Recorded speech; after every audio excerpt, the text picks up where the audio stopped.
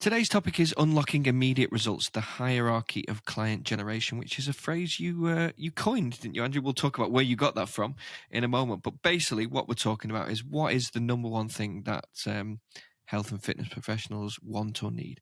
They want clients, don't they? What we're all struggling for. We need people need clients. That's what today's episode is all about. So yeah, Andrew, let's start at the start. What is the overview? What is the hierarchy of client generation? Well, as you say, I've coined the phrase from one of my first mentors, Alan Cosgrove. He's got Results Fitness over in California. And he wrote a compelling and very informative article way back. We can share it in the show notes, I guess. The hierarchy of fat loss, which I found extremely useful back in the day and helping me map out my program design as a personal trainer, basing it around the principles and fundamentals that Alan was modeling, very much based on others, Ian King with his program design and things like that back in the day.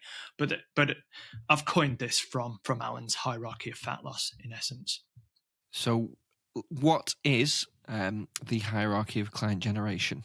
Where do we start? Basically, how do people get more clients quickly? Is what we're looking at, right? That's it. And in the 12 years I've been a business coach working with the fitness industry, this topic comes up time and time again. I need clients today. What do I do? How do I generate clients quickly? And unfortunately, there's no magic bullet. We can't just pull something off the shelf and go, right, here, do this, and you'll get a client by close of business today. When we get to that point, or to stop us getting to that point, it's what we've done in the previous 3 months, essentially. We get momentum from consistent work on this. But for those of you that are looking for some ideas to start generating clients, then broken it down into 4 essential pillars. And the first one being level 1, surprisingly. So what I call level 1 activities. This is the low-hanging fruit. Who have we had interactions with? Who have contacted us that have expressed interest in the services that we offer, but have not, hit go and connected and signed up. These prospects. Look through the list, because most of us, well, if you're not keeping record of prospects, that's a good starting point. Yeah, you need to have your list, definitely. So I'm assuming that you're keeping record of your marketing and who has shown or expressed interest in your services. If they've not become a client, well, then let's reach out to those. There's loads of different strategies we can use. The 9-word email we've used, the 21-word email, messages if you want details on them. But looking at prospects initially, but then getting out there, getting face-to-face interactions with folks, picking up the phone and speaking to people. The phone, we don't use it for what it was originally designed for these days. It's our assistant, our PA, essentially, and we're looking at social media and the news and things, but dial it right back. It's a phone, so use it, connect with people. Have those conversations, because as we say, conversations can and will eventually lead into conversions, into sales down the line. But equally, get out there and network with folks. If you've got a local facility, who knows about your facility? I've said previously that Kevin Costner lied to us in The Field of Dreams. Build it, they don't come. Unless they know about you. So we need to build awareness, and we can do that to a deeper level by getting connections with other local business owners, people in your community, doing so by running workshops, having a coffee with, if you're a PT, having a coffee with um, a nutritionist or a dietitian or a physio or something, getting to understand their client base and see if there's collaborations, joint ventures, cross promotions that you can potentially do. That sort of conversation builds awareness. They get to know, like, and trust you, and as I say, collaborations can be said. But level one is essentially speaking, getting out there and speaking to people. Excellent. What about what about leveraging your current client base? Seeing if there's any potential referrals. Is that a level one, level two activity? Where are we with that? Absolutely. It's connecting with them and knowing where that client is at. Because if let's say they're doing 2 sessions a week, but you can see that they would benefit from an additional session a week and it's perhaps within their budget, make that offer. They won't commit to it if they don't know that that's on the table. But equally, client referrals come into play. And looking at we talked about prospects. Look at inactive clients as well. Somebody, maybe they were training with you, the school holidays come up and they had to take a break and they never, re-engaged with you. Or they finished a particular program, they went on holiday and they never come back. Well, by reaching out to them with a touch base or another offer, then you can reactivate them. So again, yeah, absolutely, that would be two good examples of level one activities for sure. Cool. What are some level two activities? This is where we move forward a wee bit more, and we're going potentially. You're looking at reaching out and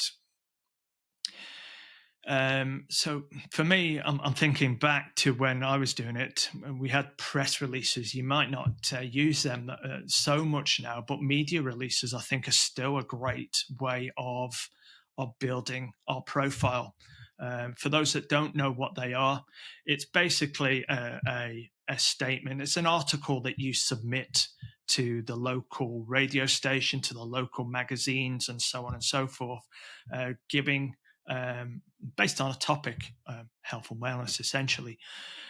Because at times they have to write on these particular topics and they are not experts in this field. We are. So if we are periodically sending them good quality content based on our topics of choice, there's a good chance that they're going to jump and look to use that. Or if they get asked to write on a particular topic, and they think, oh, hang on a minute, Josh sends me fitness and wellness pieces. Maybe he knows about this. That's when they can contact you. So that's another great way of looking to utilize that side of things. But then a good success one I had was that when I was building my boot camps, I made a list of all the HR personnel at all the bigger offices, and then I wrote to them with an offer for them to send out to their employees that the boot camps were starting and that they could have a corporate rate for anyone that attended them. So that drove a scutch of leads and prospects into my boot camps when they started. So reaching out to those businesses is another great way of doing that. And then the third one would be emails.